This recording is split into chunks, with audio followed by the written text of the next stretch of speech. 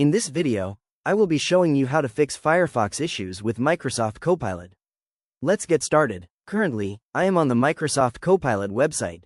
To begin troubleshooting, I go up to the top right corner of my browser and click on the Firefox application menu.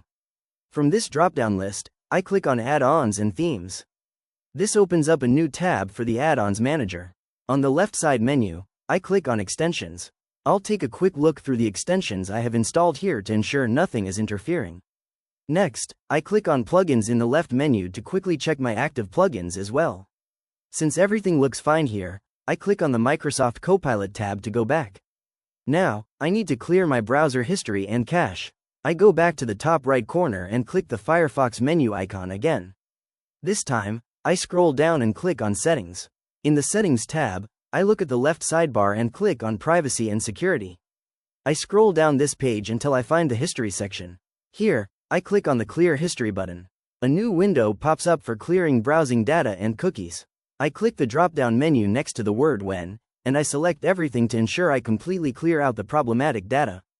A warning message appears letting me know that all selected items will be cleared and this action cannot be undone. I take a moment to confirm my selections, making sure browsing history, cookies, and cached files are checked. Once I am ready, I click the blue Clear button at the bottom. It takes a few seconds for Firefox to process and delete the data. Now that my history is cleared, I close the Settings tab by clicking the X on the tab. I also close the Add-ons Manager tab. I am back on the Microsoft Copilot page. I need to sign back in, so I click on the Sign In button. Then, I select Sign In with Google from the options provided. This redirects me to the Google Sign In page.